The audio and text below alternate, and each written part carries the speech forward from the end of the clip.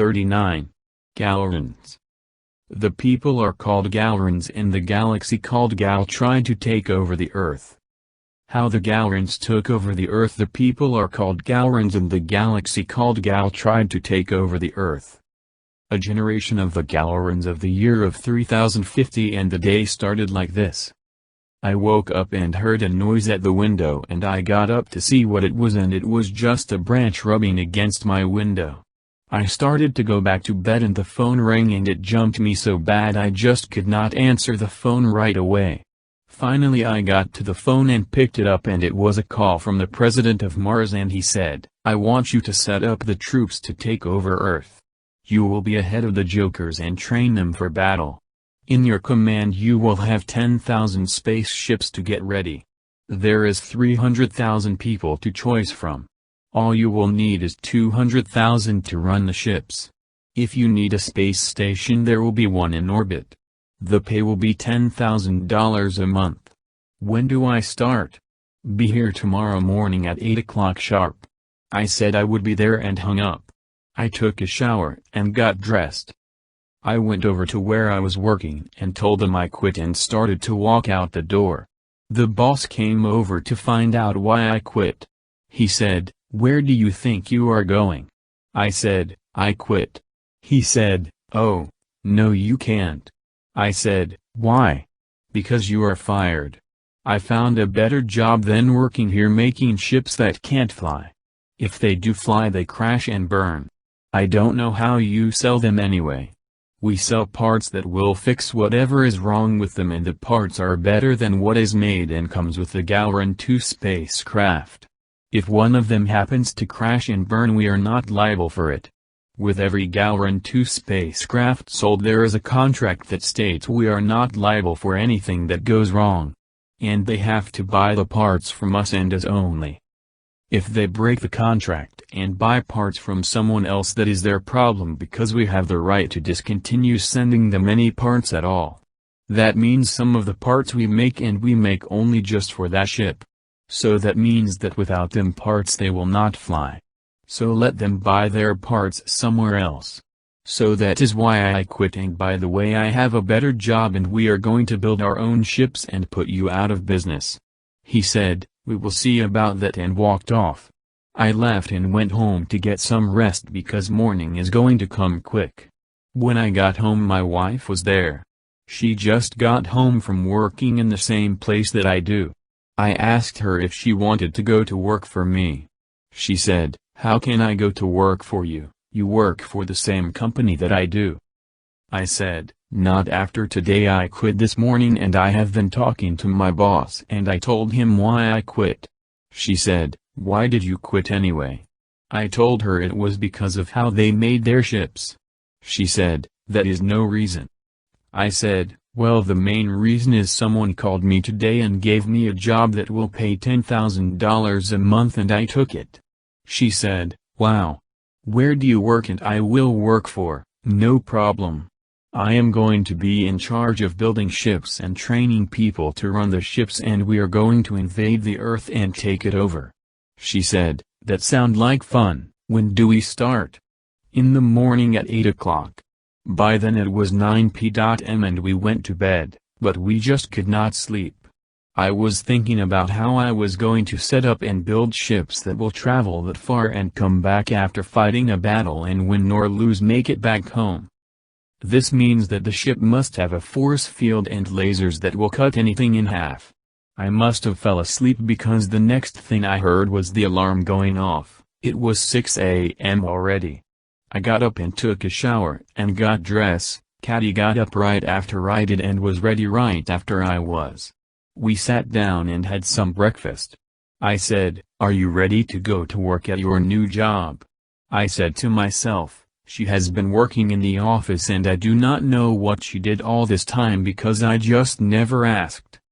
Everyone that worked there did not know what everyone did because we was not supposed to know what everyone else did for work, so I never asked and she would not have told me anyway. But no, it is different now because I run the show. When I got to the office and opened the door, there was a secretary at a big desk. I asked her if President John J. Jones was in. She said, "Sit down and he will be right with you, Robert Hall Benders." She make a call and then she said, "Go right in." I got up and walked to the door and opened it. As I opened the door slowly I saw a man in a big chair in back of a great big desk. As I walked in the man said, "Come right in and have a seat." "You must be Robert Benders," I said. "Yes I am." "Well, first things first. What will you need to get things on the road?" I said, "The first thing I need is a big building to start making our own ships and parts." The president seemed surprised. "You want to make your own ships?" I said, "That is what I want to do because I used to make and design the ships that are out there and they are not safe and will not go very far without rebuilding every ship you have." "What do you mean?" "I mean that once you buy a new ship all the parts are seconds and all the top quality parts are sold aftermarket. That is why the ship is so cheap to begin with. But if you want to keep the ship in the air for any length of time you will have to order all new replacement parts for every ship." The president was not very happy when he heard that. I would not be either if I had bought and ordered 10,000 ships from that same company. I said, "Did you think about and read the contract that came with every ship that was sent to you?" The president said, "No, I did not read even one of the contracts. I thought it was for the replacement parts only." I said, "You had better read the contract and see what else is in it besides that." When I designed the spacecraft all the new parts and top of the line was going in the spacecrafts and all the parts aftermarket was going to top of the line too. But the company could not sell them at that cost so they improvised.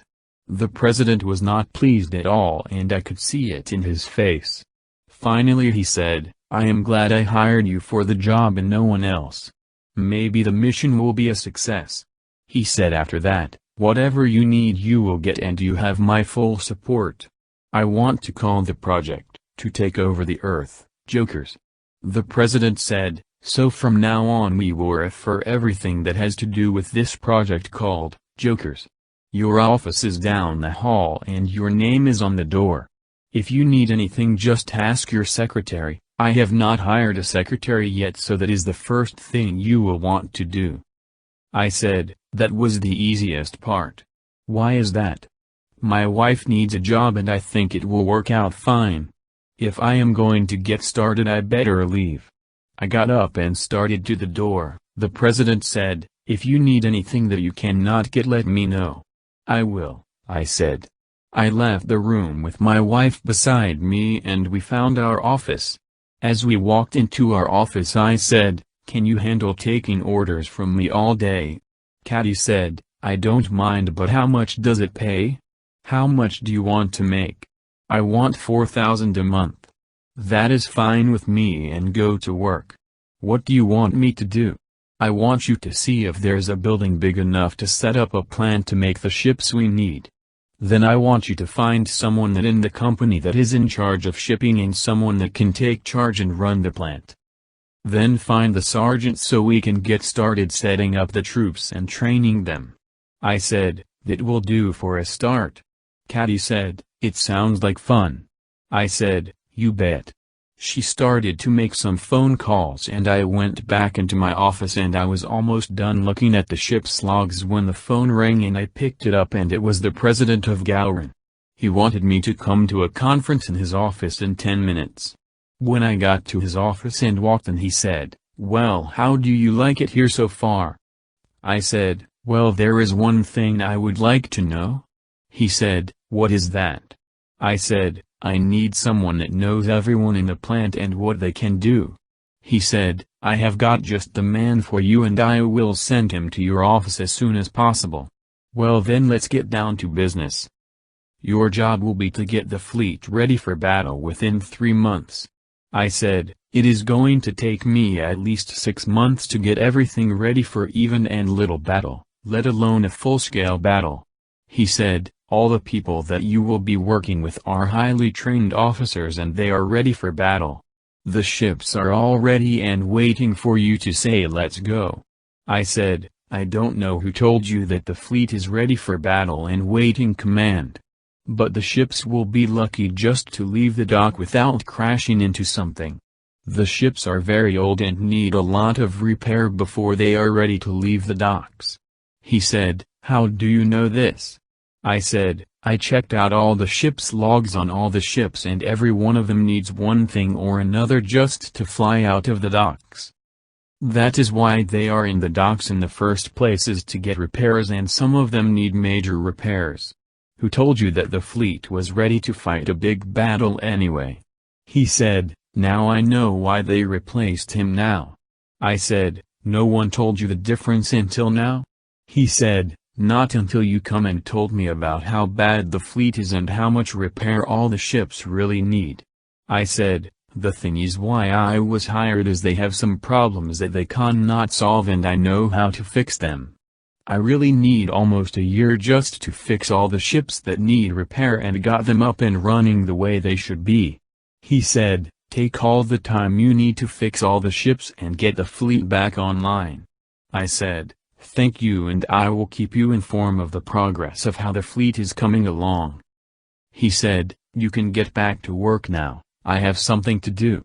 I left the office, and when I got back to my office my wife said, "The guy that hired us is in your office waiting for you, and he did not say what he wanted." I walked into my office and the first thing he said was, "I'm glad someone stood up to the old goat because he keeps sending out the ships to fight but the ships never return because they are in bad shape when they leave here and they just don't have a chance even to make it to the line of battle, let alone make it back.